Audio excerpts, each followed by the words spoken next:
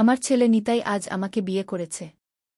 হ্যাঁ, তোমরা ঠিক শুনেছ, আমার নিজের ছেলে আমাকে বিয়ে করেছে। আমি এই বাক্যগুলো ডায়েরিতে লিখতে লিখতে কাঁপছিলাম। কাল রাতে ঘটে যাওয়া ঘটনাগুলো আমার চোখের সামনে ভেসে উঠল। আমরা হোটেল সিলেটের 23 তলার সুইট রুমে ছিলাম। নিতাই তখন আমার হাত ধরে বলল, মা, আজ থেকে আমরা স্বামী স্ত্রী। আমি সেই পাগল ছেলের দিকে অবাক হয়ে তাকালাম। তার চোখে দৃঢ় সংকল্প। বাইরে বৃষ্টি হচ্ছিল, যেন সারা শহর ভাসিয়ে নিয়ে যাবে। আমি নিতাইকে ধাক্কা দিয়ে সরিয়ে দিলাম। তুই পাগল হয়ে গিয়েছিস। মা ছেলে কখনো বিয়ে করতে পারে? এটা পাপ। তার জবাবে সে আমাকে টেনে নিয়ে বলল, আমার কাছে তুমি শুধু মা নও, তুমি একজন নারী যাকে আমি চাই। আজ থেকে আমরা নতুন জীবন শুরু করব। এই ফাইলগুলোতে আমাদের নতুন পরিচয়পত্র আছে। তুমি অ্যান্টারা, আমার স্ত্রী গো। আমার তখন এক অদ্ভুত অনুভূতি হল। যে ছেলেটিকে আমি কোলে করে মানুষ করেছি, সেই ছেলেটি আজ আমাকে নতুন চোখে দেখছে। আমার বয়স 40। 27 বছর আগে আমি যখন 13 বছর বয়সে নিতাইকে জন্ম দিয়েছিলাম, তখন কি ভেবেছিলাম যে একদিন সে আমাকে বিয়ে করবে? আমি তার দিকে তাকালাম। নিতাই এখন 27 বছরের স্বাস্থ্যবান যুবক। তার বাবা অনেক বছর আগে আমাদের ছেড়ে চলে গিয়েছিল। আমরা এতদিন মাছেলে হিসেবে লড়াই করে বেঁচেছিলাম। কিন্তু এখন নিতাই আমাকে অন্য সম্পর্কে বাঁধতে চাইছে। মা, আমি জানি তুমি এখনই হ্যাঁ বলবে না। কিন্তু চিন্তা করো, নিতাই বলল, তোমার জীবনে কে আছে আমি ছাড়া? আমার জীবনে কে আছে তুমি ছাড়া? আমরা পরস্পরকে সুখী করতে পারি। তোমার অতীতকে ভুলে যাও। আজ থেকে তুমি আমার স্ত্রী। আমি কাঁদতে শুরু করলাম। ঠিক করতে পারছিলাম না, এটা সত্যিই ঘটছে নাকি কোনো দুঃস্বপ্ন। আমাদের বিচিত্র সম্পর্কের কাহিনী কিভাবে শুরু হল? কিভাবে আমরা মাছেলে থেকে স্বামী স্ত্রী হয়ে উঠলাম? আর কিভাবে আমরা সমাজের চোখে ধুলো দিয়ে একসাথে বাস করছি, সেই গল্প আজ তোমাদের শোনাব। একটি মায়ের গল্প, যে তার ছেলের স্ত্রী হয়ে উঠল। সেদিন রাতে আমি ঘুমাতে পারিনি। নিতাইয়ের কথাগুলো আমার মাথায় ঘুরপাক খাচ্ছিল। সে কি সত্যি সত্যি আমাকে বিয়ে করতে চায়? এটা কিভাবে সম্ভব? আমি তার মা। কিন্তু তার চোখে যে দৃঢ়তা দেখেছি, তাতে মনে হচ্ছিল সে হয়তো এটা করতেই পারে। পরের দিন সকালে আমি যখন ঘুম থেকে উঠলাম, নিতাই ইতিমধ্যে হোটেল রুমে নাস্তা নিয়ে এসেছিল। গুড মর্নিং, সে হাসি মুখে বলল, জেন, গতরাতে কিছুই ঘটেনি। আমি শক্ত হয়ে বসলাম।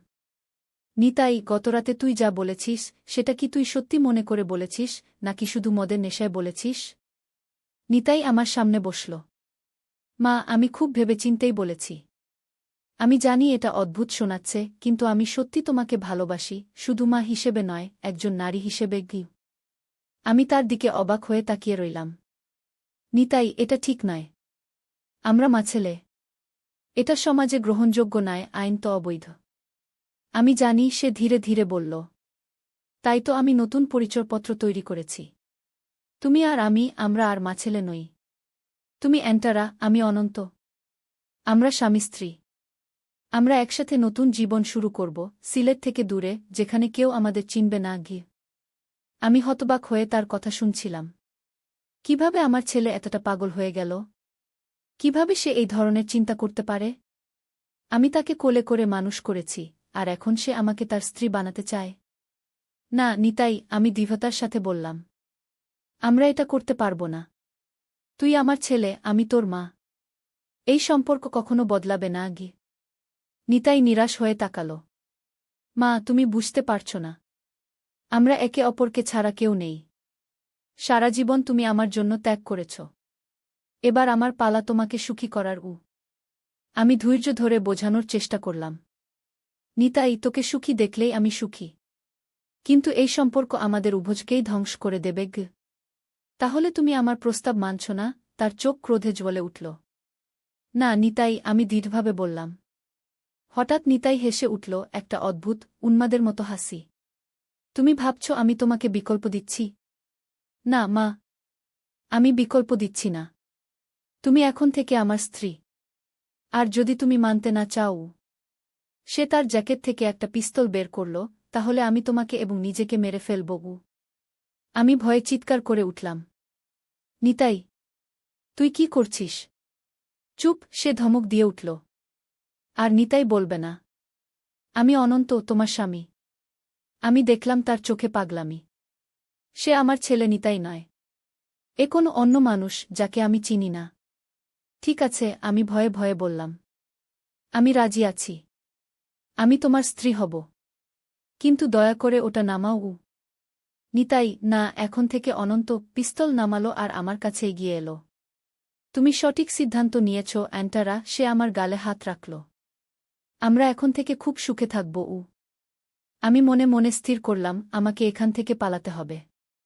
কিন্তু এখন নয়। আমাকে অপেক্ষা করতে হবে সঠিক সময়ের জন্য। সেই রাতে নিতাই আমাকে বলল যে আমরা পরের দিন সিলেট ছেড়ে চলে যাব। আমাদের জন্য টিকিট করে ফেলেছি, সে বলল। আমরা কক্সবাজার যাব। সেখানে আমাদের নতুন বাড়ি আছে যেখানে আমরা স্বামী স্ত্রী হিসেবে থাকব। আমি মাথা নেড়ে সম্মতি জানালাম, যেন আমি সত্যি সত্যি রাজি আছি। কিন্তু আমার মনের ভিতরে ভয়ানক ভয় আর অবিশ্বাস। আমার নিজের ছেলে আমাকে অপহরণ করেছে, আর এখন আমাকে জোর করে তার স্ত্রী হতে বাধ্য করছে। রাতে যখন নিতাই ঘুমিয়ে পড়ল, আমি ধীরে ধীরে বিছানা থেকে নামলাম। আমাকে এখনই পালাতে হবে। আমি আমার ফোন আর কিছু টাকা নিয়ে দরজার দিকে এগোলাম। কিন্তু যেই আমি দরজার হাতল ধরলাম, অমনি লাইট জ্বলে উঠল। কোথায় যাচ্ছ, মা? নিতাইয়ের কণ্ঠ আমার পিছন থেকে ভেসে এলো। আমি ধীরে ধীরে ঘুরে দাঁড়ালাম। আমি শুধু বাথরুমে যাচ্ছিলাম। মিথ্যা কথা, সে দৃঢ়কণ্ঠে বলল। তুমি পালাতে চাইছ, কিন্তু আমি তোমাকে যেতে দেব না। আর একবার তার হাতে পিস্তল, এবার সেটা সরাসরি আমার দিকে তাক করা। বিছানায় ফিরে যাও, সে আদেশ দিল। আমি হতাশায় বিছানায় ফিরে গেলাম। নিতাই আমার পাশে শুয়ে পড়ল, পিস্তল এখনও তার হাতে। আর পালানোর চেষ্টা করবে না, সে বলল। এখন থেকে তুমি আমার আজীবন। সেই রাতে আমি ঘুমাতে পারিনি। আমি শুধু চিন্তা করছিলাম কিভাবে আমি এই নরক থেকে বের হব। কিভাবে আমি আমার ছেলেকে ফিরে পাব, আমার আসল ছেলেকে, যে এই পাগল না।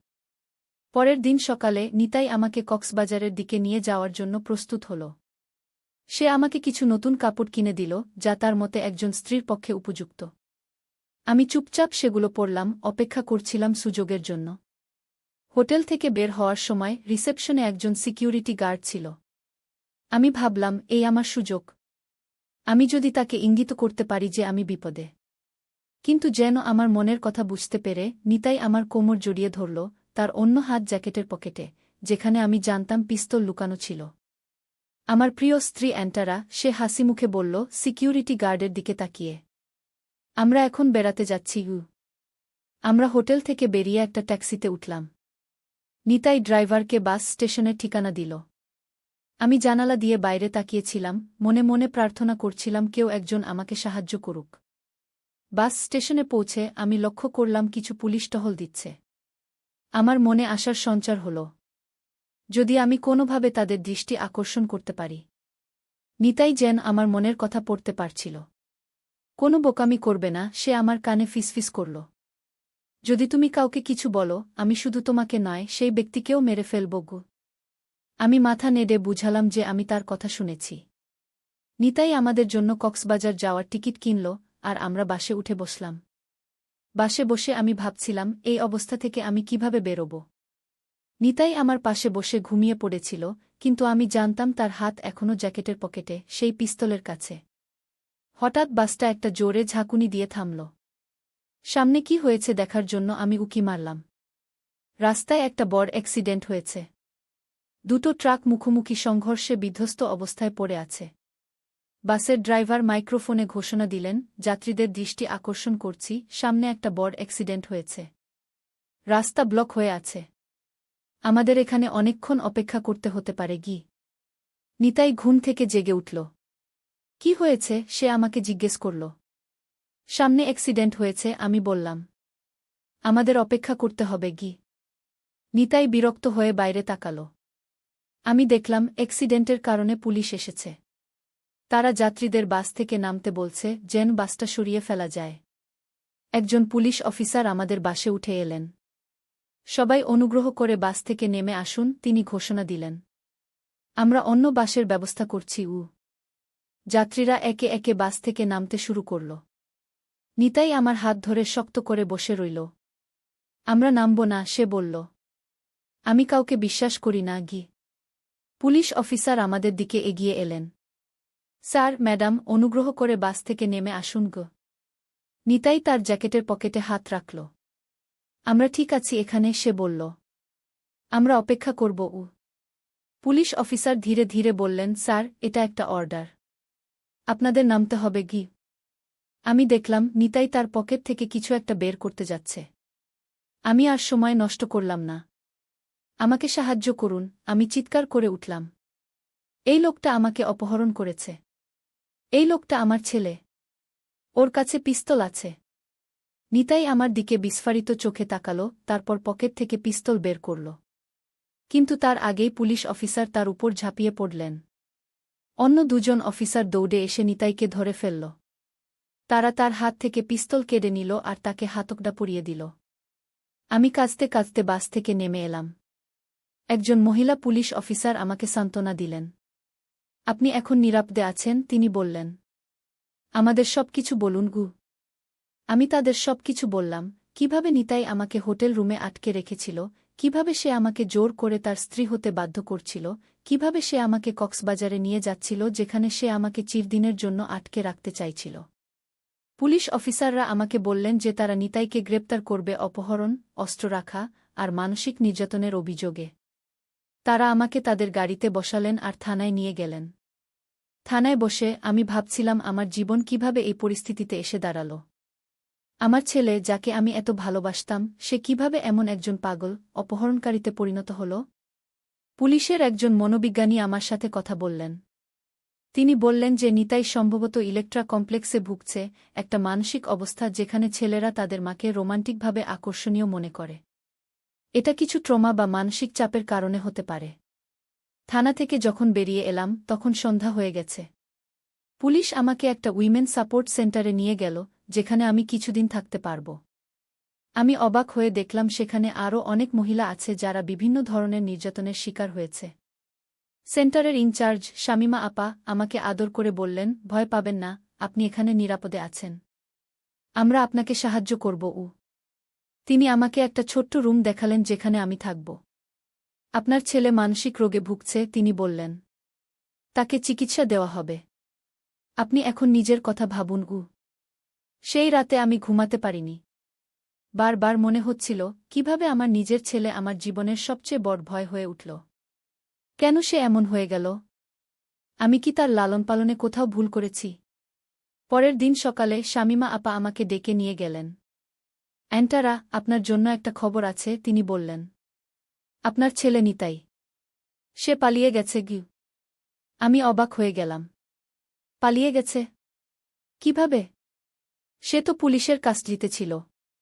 পুলিশ ভ্যান থেকে পালিয়ে গেছে, শামিমা আপা বললেন। তাকে যখন মেডিকেল চেকআপের জন্য হাসপাতালে নিয়ে যাচ্ছিল তখন সে গার্ডকে আক্রমণ করে পালিয়ে গেছে গি। আমার শরীর ঠান্ডা হয়ে গেল। যদি নিতাই পালিয়ে থাকে তাহলে সে হয়তো আবার আমার খোঁজে আসবে। আমি এখন কি করব? আমি ভয়ে জিজ্ঞাসা করলাম। আপনাকে এখান থেকে সরিয়ে ফেলতে হবে, শামিমা আপা দৃঢ়তার সাথে বললেন। আমাদের কুমিল্লায় একটা সেন্টার আছে। আপনাকে সেখানে পাঠিয়ে দেব। সেখানে আপনি কিছুদিন লুকিয়ে থাকতে পারবেন, যতক্ষণ না পুলিশ আপনার ছেলেকে ধরে গি। সেদিন বিকেলেই আমি কুমিল্লার দিকে রওনা দিলাম। শামিমা আপা আমাকে একজন মহিলা গার্ডের সাথে পাঠালেন। নিরাপদে থাকবেন, তিনি আমাকে বিদায় দিলেন। কুমিল্লা যাওয়ার পথে আমি জানালা দিয়ে বাইরের প্রকৃতি দেখছিলাম। সবুজ মাঠ, গ্রাম, ছোট ছোট শহর, সবকিছু যেন আমার চোখে অন্যরকম দেখাচ্ছিল। আমি এতদিন শুধু নিতাইকে নিয়েই ভাবতাম। আমার জীবনের সবকিছু ছিল তাকে ঘিরে। কিন্তু এখন আমি বুঝতে পারছিলাম আমার নিজের জীবনও আছে। আমাকে এখন নিজেকে নিয়ে ভাবতে হবে। কুমিল্লা পৌঁছে আমাদের গাড়ি সোজা একটা পুরনো বাড়ির সামনে এসে থামল। এটা ছিল উইমেন সাপোর্ট সেন্টারের কুমিল্লা শাখা। বাইরে থেকে দেখলে মনে হবে এটা একটা সাধারণ বাড়ি। কিন্তু ভিতরে অনেক মহিলা আশ্রয় নিয়েছে যারা নানা ধরনের নির্যাতনের শিকার হয়েছে। সেন্টারের প্রধান রেহানা আপা আমাকে স্বাগত জানালেন। অ্যান্টারা, আপনি এখানে নিরাপদে আছেন, তিনি বললেন। আমাদের এখানে কেউ খুঁজে পাবে না গি। আমি তাকে ধন্যবাদ দিলাম আর আমার নতুন রুমে চলে গেলাম। রুমটা ছোট কিন্তু পরিষ্কার। একটা ছোট বিছানা, একটা টেবিল আর একটা আলমারি। এই হবে আমার নতুন ঘর, যতদিন না আমার ছেলেকে ধরা হয়। রাতে আমি লক্ষ্য করলাম সেন্টারে আরও অনেক মহিলা আছে। কেউ স্বামীর নির্যাতন থেকে পালিয়ে এসেছে, কেউ পারিবারিক সহিংসতার শিকার হয়েছে, কেউ বা মানব পাচারের হাত থেকে উদ্ধার পেয়েছে। তাদের প্রত্যেকের একটা করে গল্প আছে, প্রত্যেকেই কোনো না কোনোভাবে ভুক্তভোগী। আমি তাদের সাথে কথা বললাম, তাদের গল্প শুনলাম। এক মহিলা, শাবনম, আমাকে বললেন, আমার স্বামী আমাকে প্রতিদিন মারত। আমি 5 বছর সহ্য করেছি, তারপর একদিন পালিয়ে এসেছি। আরেক মহিলা, রুমা, বললেন, আমার পরিবার আমাকে জোর করে বিয়ে দিতে চেয়েছিল। আমি চাইনি, তাই তারা আমাকে বাড়ি থেকে বের করে দিয়েছে। তাদের গল্প শুনে আমি বুঝলাম, আমি একা নই। এই পৃথিবীতে অনেক মহিলা আছে যারা নানা ধরনের নির্যাতনের শিকার হয়েছে। আমার নিজের ছেলে আমাকে অপহরণ করেছে, এটা অবশ্যই একটা অদ্ভুত ঘটনা, কিন্তু নির্যাতনের ধরন যাই হোক না কেন, ব্যথা একই রকম। কয়েকদিন পরে এক রাতে রেহানা আপা আমাকে ডেকে নিয়ে গেলেন। তার চোখমুখ চিন্তিত দেখাচ্ছিল। অ্যান্টারা, পুলিশ থেকে খবর এসেছে, তিনি বললেন। তোমার ছেলে নিতাইকে কুমিল্লার কাছে দেখা গেছে। আমার হৃদস্পন্দন বেড়ে গেল। কি? সে এখানে? সে কি জানে আমি এখানে আছি? আমরা নিশ্চিত নই, রেহানা আপা বললেন। কিন্তু সে হয়তো তোমার খোঁজ করতে করতে এখানে এসেছে। আমাদের তোমাকে আবার স্থানান্তর করতে হবে। আবার? আমি হতাশায় বললাম। আমি কতদিন এভাবে পালিয়ে বেড়াব? সে কি কখনোই আমাকে ছাড়বে না? রেহানা আপা আমার হাত ধরলেন। তোমাকে সাহসী হতে হবে, অ্যান্টারা। এবার আমরা তোমাকে রাজশাহীতে পাঠাব। সেখানে আমাদের একটা সিক্রেট সেন্টার আছে। সে জায়গাটা খুব নিরাপদ। তোমার ছেলে সেখানে তোমাকে খুঁজে পাবে না। পরের দিন ভোরে আমি আবার যাত্রা শুরু করলাম, এবার রাজশাহীর দিকে। এবার আমার সাথে 2 জন গার্ড ছিল। আমরা কুমিল্লা থেকে প্রথমে ট্রেন ধরে ঢাকা, তারপর ঢাকা থেকে বাস ধরে রাজশাহী যাব। ট্রেনে বসে আমি ভাবছিলাম কতদিন এভাবে পালিয়ে বেড়াতে হবে। আমার সারা জীবন কি এভাবেই কাটবে, এক শহর থেকে আরেক শহরে, সবসময় ভয়ে ভয়ে? কিন্তু যত ভয় লাগুক, আমি জানি আমি আর কখনো নিতাইয়ের কাছে ফিরে যাব না। ট্রেন থেকে নেমে আমরা ঢাকা বাস টার্মিনালে গেলাম। সেখান থেকে রাজশাহীর বাস ধরব।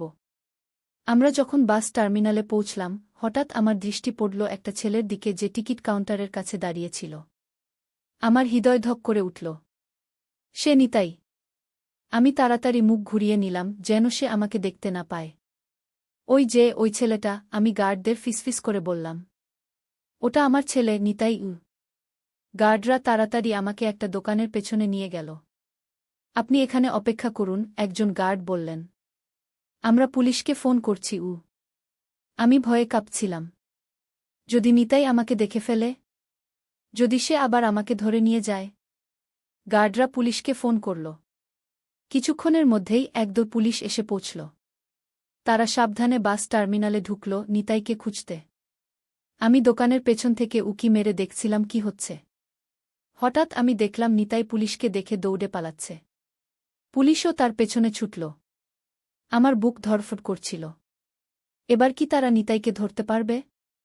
আমরা অপেক্ষা করছিলাম, হঠাৎ গুলির শব্দ শোনা গেল। 1 বার, 2 বার, 3 বার। তারপর সব শান্ত হয়ে গেল। কিছুক্ষণ পর একজন পুলিশ অফিসার আমাদের কাছে এলেন। সাসপেক্ট নিতাই খানকে গুলি করা হয়েছে, তিনি বললেন। সে পুলিশের দিকে পিস্তল তাক করেছিল, তাই আমাদের গুলি চালাতে হয়েছে। আমি স্তব্ধ হয়ে গেলাম। সে কিউ? সে মারা গেছে, পুলিশ অফিসার বললেন। আমার পা থেকে যেন শক্তি চলে গেল। আমি বসে পড়লাম। আমার ছেলে, যাকে আমি কোলে করে মানুষ করেছি, যে আমাকে অপহরণ করেছিল, যে আমাকে জোর করে তার স্ত্রী বানাতে চেয়েছিল, সে আর নেই। কিছুক্ষণ পর আমাকে থানায় নিয়ে যাওয়া হলো। সেখানে আমি নিতাইয়ের দেহ দেখলাম। তার মুখে এখনও সেই উন্মাদের হাসি। আমি কাঁদতে কাঁদতে বললাম, আমি তোকে এমন দেখতে চাইনি, নিতাই।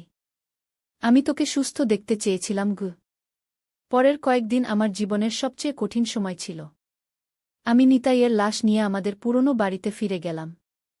সেখানে তাকে দাফন করলাম। আমাদের পাড়ার লোকজন অবাক হয়ে আমাকে দেখছিল, তারা জানতই না আমি কোথায় ছিলাম এতদিন, কেনই বা নিতাই মারা গেল। আমি তাদের সত্যি ঘটনা বলিনি। বললাম নিতাই একটা অ্যাক্সিডেন্টে মারা গেছে। তারা বিশ্বাস করল বা না করল, আমি জানি না। নিতাইয়ের মৃত্যুর পর আমি একা হয়ে গেলাম। আমার জীবনে আর কেউ ছিল না। রাফি, নিতাইয়ের বাবা, তো বহু বছর আগেই আমাদের ছেড়ে চলে গিয়েছিল। আমার বাবা মাও অনেক আগে মারা গিয়েছেন। এখন আমি একা। 1 মাস কাটল। আমি প্রতিদিন নিতাইয়ের কবরে যেতাম, তার সাথে কথা বলতাম। আমি ভাবতাম, কোথায় আমি ভুল করেছিলাম? কি করলে নিতাই এমন হতো না? কিন্তু উত্তর পেতাম না। একদিন সকালে আমি একটা চিঠি পেলাম। চিঠিটা ছিল উইমেন সাপোর্ট সেন্টার থেকে। শামিমা আপা লিখেছেন, তারা আমার জন্য একটা কাজের ব্যবস্থা করেছেন। আমি যদি চাই, তাহলে তাদের রাজশাহী শাখায় যোগ দিতে পারি, সেখানে অন্য মহিলাদের সাহায্য করতে পারি যারা নির্যাতনের শিকার হয়েছে। আমি চিঠিটা বারবার পড়লাম। তারপর সিদ্ধান্ত নিলাম, আমি যাব। আমি নতুন করে জীবন শুরু করব। 1 মাস পর আমি রাজশাহীর উইমেন সাপোর্ট সেন্টারে যোগ দিলাম। এখানে আমি অন্য মহিলাদের সাহায্য করি, যারা নানা ধরনের নির্যাতনের শিকার হয়েছে। আমি তাদের বলি যে তারা একা নয়। আমিও একজন ভুক্তভোগী, আমিও সেই পথ দিয়ে হেঁটেছি। আস্তে আস্তে আমি আমার জীবনকে আবার গুছিয়ে নিলাম। আমি কখনোই নিতাইয়ের মৃত্যুর যন্ত্রণা ভুলতে পারব না, কিন্তু আমি শিখেছি সেই ব্যথার সাথে বেঁচে থাকতে। এখন যখন আমি পেছন ফিরে তাকাই, আমি ভাবি আমার জীবনের গল্প কত অদ্ভুত। আমি শুরু করেছিলাম একজন 13 বছরের মা হিসেবে, তারপর হয়েছিলাম একজন আতঙ্কিত অপহরণের শিকার, আর এখন আমি একজন সাহসী মহিলা, যে অন্যদের সাহায্য করে। আমার নাম অ্যান্টারা, আর এটাই আমার জীবনের অদ্ভুত রহস্য। গল্পের সারমর্ম, আমার যদি কেউ জিজ্ঞাসা করে কোনো রহস্য আমার জীবনে সবচেয়ে বড় প্রভাব ফেলেছে, আমি বলবো সেটা হলো মানুষের মনের রহস্য। আমরা কখনোই জানি না মানুষের মনে কি আছে, কোনো অদৃশ্য অন্ধকার শক্তি তাদের নিয়ন্ত্রণ করছে। আমার ছেলে, যাকে আমি এত ভালোবাসতাম, সে কিভাবে এমন হয়ে গেল, তা আমি আজও বুঝি না। কিন্তু আমি একটা জিনিস শিখেছি। যে কোনো রহস্যই হোক না কেন, যে কোনো অন্ধকারই হোক না কেন, আমাদের এগিয়ে যেতে হবে। একা হয়ে গেলেও, ভয়ে কাঁপতে থাকলেও, আমাদের লড়াই চালিয়ে যেতে হবে। কারণ জীবনের সবচেয়ে বড় রহস্য হল, আমরা জানি না আগামীকাল কি হবে। আর সেটাই আমাদের চালিয়ে যাওয়ার শক্তি দেয়।